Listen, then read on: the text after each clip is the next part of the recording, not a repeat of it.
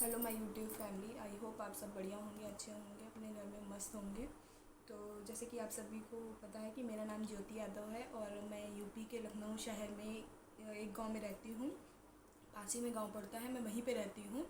तो मैं आज से श्राद्धें चालू हैं, यानी कि हमारे यहाँ यूपी भाषा में पीतर बोला जाता है, तो वही चालू है। और मैं आप सभी से कहना चाहती हूँ कि आप सभी भी अपना ध्यान रखें इन 15-16 दिनों में, क्योंकि ऐसा कहा जाता है, माना जाता है कि इन दिनों में जो काली शक्तियाँ हैं वो ज़्यादा ही उनकी शक्तियाँ ज़्यादा तेज़ हो जाती हैं। और इस टाइम पे तो हमारे यहाँ पे हिंदू धर्म में कहा जाता है कि भगवान 4 महीने के लिए सो रहे हैं, तो वो इनका चौथा महीना चल रहा है। तो इस चौथे महीने में 15 दिन उनके बाकी हैं, तो ये 15 दिन में ही पीतर लगे हुए हैं, यानी कि श्राद्धें हैं।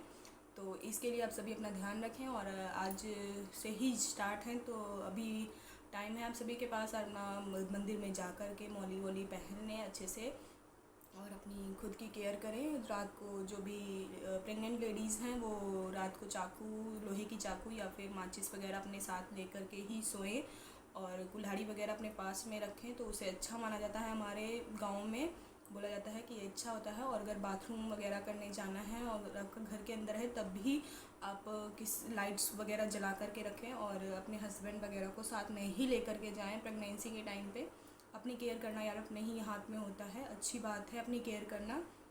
और अगर आप हस्बैंड को जगा लेंगे तो आई थिंक उसकी नींद डिस्टर्ब होगी, बट कोई बात नहीं यार, अपनी और अपने बच्चे की सेहत ज़्यादा अच्छी है।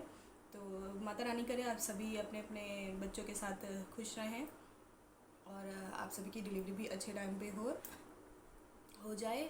और मैं आज श्राद्ध है तो उसके लिए मैं आपको बताना चाहती हूँ कहानी कि मेरी लाइफ से ही जुड़ी हुई है। तो जब मैं शादी करने के बाद में आई थी तो हमारे यहाँ पे हिंदू धर्म में ऐसा माना जाता है कि शादी के पहले साल में जो लड़की होती है वो, यानी कि भादो जो इसी महीने में लगा हुआ है, भादो यानी कि जो कृष्ण जन्माष्टमी होती है तब से उससे कुछ दिन पहले से लगता है और अक्टूबर तक चलेगा भादो, यानी कि 1-2 तक, जब तक ये श्राद्धें रहेंगी तब तक भादो रहेगा। और उसके बाद में दूसरा जो हिंदी का महीना होता है वो चालू हो जाएगा। तो हमारे यहाँ पे भादों के टाइम पे लड़कियाँ पहले साल में, शादी के पहले साल के अंदर तब मायके में रहती हैं, ससुराल में नहीं रहती हैं। तो सेकेंड ईयर में मेरा जब शादी यहाँ पे पड़ी थी, यानी कि पीतर लगे हुए थे, तब मैं यहीं पे थी। तो यहाँ पे क्या था कि मम्मी को ना इन छोटी छोटी चीज़ों से बहुत डर लगता है। तो मम्मी क्या करती थी कि जैसे हम बेड पे सोते थे तो मम्मी कहती थी कि एक चाकू यहाँ इस दराज में पीछे रख लो।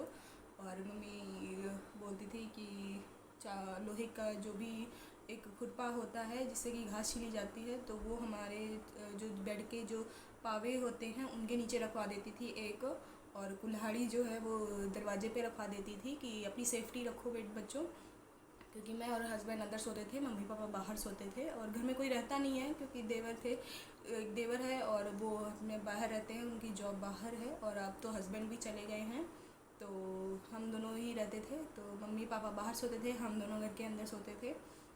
तो मम्मी कहती थी इतनी सेफ्टी रखो और माचिस वगैरह भी अपने साथ में रखो तो अच्छा रहेगा आप दोनों के लिए।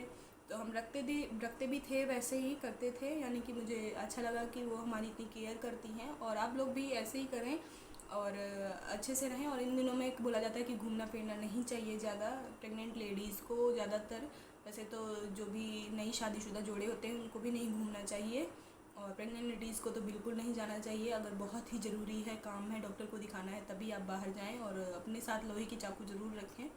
तो यही मेरी थी कि मैं आप सभी को भी, आपके सभी के साथ शेयर करूं और आप सभी अपनी सेफ्टी अपने हाथ में रखना अच्छी बात है। तो मिलते हैं नेक्स्ट ब्लॉग में। और अगर आपने मेरे मेरे चैनल को सब्सक्राइब नहीं किया है तो प्लीज़ सब्सक्राइब करें, लाइक करें, शेयर करें। और ऐसे ही मैं इन्फॉर्मेशन वाली वीडियोस आपके सभी के साथ शेयर करूँगी। तो मैं आशा करती हूँ आप सभी मेरे चैनल को सब्सक्राइब करेंगे, लाइक करेंगे, शेयर करेंगे। और मैं रेसिपी की वीडियोस भी लेकर के आऊँगी। अभी क्या है कि रोज़ पॉसिबल नहीं हो पाता है, कि क्योंकि मैं रोज़ सिर्फ रेसिपी के ही उस पर नहीं चल रही हूँ, मेरी डेली के ब्लॉग भी थे। तो बीच में क्या हो गया था कि मैंने सोचा चलो रेसिपी मैं घर पे बना रही हूँ तो जो भी सामान आता है तो मैं उसी हिसाब से बनाती हूँ, कुछ भी एक्स्ट्रा नहीं करती हूँ कि मुझे नहीं ये चीज़ बनानी ही है तो मार्केट से लाना है, ऐसा नहीं है, क्योंकि घर पे मैं मम्मी पापा हम तीनों ही हैं, तो उतना खाना पीना कोई खाता नहीं है कि मैं अलग अलग रेसिपीज़ ट्राई करूं। तो जब भी कोई मतलब नई रेसिपी मैं ट्राई करूंगी या घर पे कुछ बनाऊंगी तो आप सभी के साथ शेयर ज़रूर करूंगी।